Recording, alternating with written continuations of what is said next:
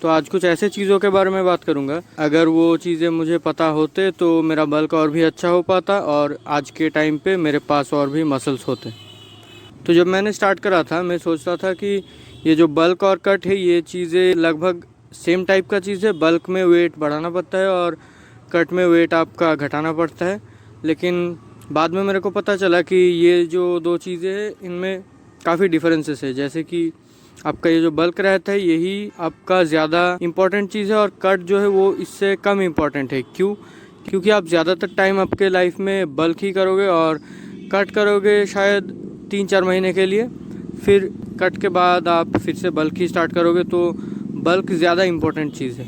मैं सोचता था कि 3 महीने बल्क करूँगा फिर 3 महीने कट करूँगा, लेकिन वैसे नहीं होता। अगर आप एक टीनेजर हो 13-14 साल के, अगर आपके पास अभी ज़्यादा मसल मास नहीं है, आप काफ़ी स्किनी हो या फिर आप अगर स्किनी फैट हो, तो आप पहले बल्क 2-3 साल तक भी कर सकते हो पहला कट अपना करने से पहले।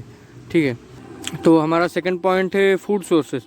तो मुझे पहले लगता था कि आपको बल्क करने के लिए बहुत सारे फूड सोर्सेस ज़रूरी होता है, लेकिन फिर मुझे पता चला कि फूड सोर्सेस से कुछ लेना देना नहीं है। आपका सिर्फ जो चीज़ इम्पॉर्टेंट है वो है आपके कैलोरीज और आपके मैक्रोस। ठीक है, फूड सोर्सेज ज़्यादा मैटर नहीं करता। तो मैं पहले क्या करता था, मैंने केला खाना स्टार्ट किया था। ठीक है, सोचा था कि पीनट बटर खरीद लूँ। असल बात यह है कि ये सब चीज़ें उतना इम्पोर्टेंट नहीं होता। ये सिर्फ क्या करते हैं आपके बल्किंग जर्नी को थोड़ा सा ईजी बनाते हैं, लेकिन नेसेसरी नहीं है। फिर हमारे थर्ड पॉइंट पे आते हैं। थर्ड पॉइंट क्या है, मुझे पहले लगता था कि आप जितना ज़्यादा कैलोरिक सरप्लस पे रह पाओगे उतना ज़्यादा आपका मसल गेन होगा, उतना ही जल्दी आपका मसल गेन होगा।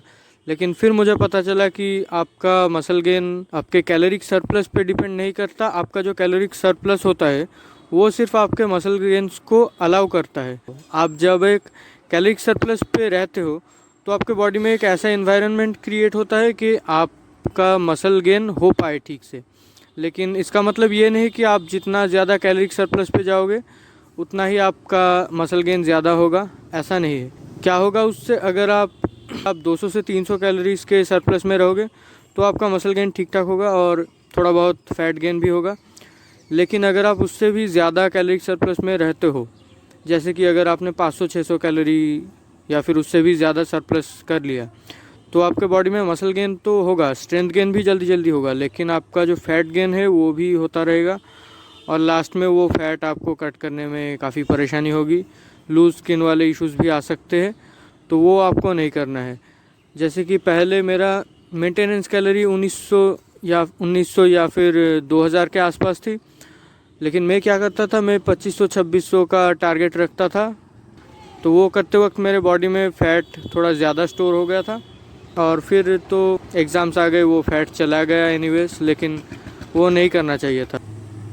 उसके बाद आता है हमारा फोर्थ पॉइंट। तो आपको क्या करना है, बल्क के टाइम पे अपने जो वीक मसल्स है या फिर जो मसल्स आपके छोटे हैं उनको ज़्यादा करके ट्रेन करना है ताकि वो ठीक ठाक से गेन हो पाए और आपके बॉडी में अच्छा दिखे वो मसल। आपको तो पता ही होगा कि मैं घर पे ट्रेन करता था पहले, अभी रिसेंट कुछ दिनों से मैंने जिम ज्वाइन करा है। तो उसके जिम ज्वाइन करने से पहले मैं क्या करता था, मैं अपने आर्म्स को अच्छे से ट्रेन नहीं करता था, तो उसके वजह से मेरे जो आर्म्स है वो अंडर डेवलप्ड ही रह गए। मैं सिर्फ क्या करता था, मैं सोचता था कि पुलअप्स करने से तो मेरे बाइसेप ट्रेन हो ही रहे और पुशअप्स और डिप्स से मेरे ट्राइसेप ट्रेन हो रहे, तो अलग से उनको आइसोलेट करने की ज़रूरत नहीं है। लेकिन फिर मुझे पता चला कि उनको भी ट्रेन करना चाहिए था एटलीस्ट कुछ सेट्स फेलियर तक, उससे मेरा जो आर्म्स है वो भी प्रोपोर्शनेट दिखता। उसके वजह से मेरा जो फिजिक है उसमें बैक या फिर चेस्ट ये सब चीज़ें तो अच्छे दिखते हैं, लेकिन मेरे जो आर्म्स है वो अभी भी काफ़ी स्किनी टाइप के दिखते हैं। तो अभी मैंने आर्म्स ट्रेन करना स्टार्ट किया है। आप अगर घर पे भी ट्रेन कर रहे हो तो भी आपको फोकस करना है अपने आर्म्स को ट्रेन करने पे।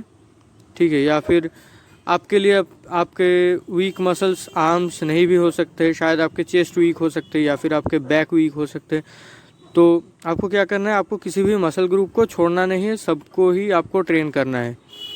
ये चीज़ पे आपको फोकस करना है। और आपके पास अगर वो फैसिलिटीज़ उतने अच्छे नहीं है तो आप क्या कर सकते हो, आपको कुछ ना कुछ जुगाड़ लगा के उस मसल को ट्रेन कर ही सकते हो। अगर आपको किसी मसल को ट्रेन करने में प्रॉब्लम आ रहा है तो कमेंट में बता देना, मैं उसको सॉल्व करने की कोशिश करूँगा। ठीक है, क्योंकि मैंने घर पे बहुत सारे जुगाड़ करके देख लिया है, तो काफ़ी सारे मसल्स आप जुगाड़ करके ट्रेन कर सकते हो। तो हमारा 5th पॉइंट जो है वो है प्रोग्रेसिव ओवरलोड और ओवर ट्रेनिंग। इसमें क्या है, आप जब बल्क करते हो तो आपको लगने लगता है कि मेरा स्ट्रेंथ अभी जल्दी जल्दी बढ़ना चाहिए, मेरा मसल्स अभी जल्दी जल्दी बढ़ना चाहिए, इसलिए आप प्रोग्रेसिव ओवरलोड को फोर्स करने की कोशिश करते हो। वो आपको नहीं करना है क्योंकि उससे इंजरीज हो जाती है। मैंने ट्राई करके देखा है। अभी तो वेटेड पुलअप्स फ़िलहाल नहीं करता मैं, तो जब मैं पहले वेटेड पुलअप्स करता था तब कोशिश करता था कि जल्दी जल्दी मेरा प्रोग्रेसिव ओवरलोड हो पाए, तो हर वर्कआउट में मैं थोड़ा थोड़ा ज़्यादा करने की कोशिश करता था, जिसको कहते हैं हार्डर देन लास्ट टाइम। तो वो करते करते मेरा जो ब्राकियोरेडियलिस है उसमें चोट लग गया।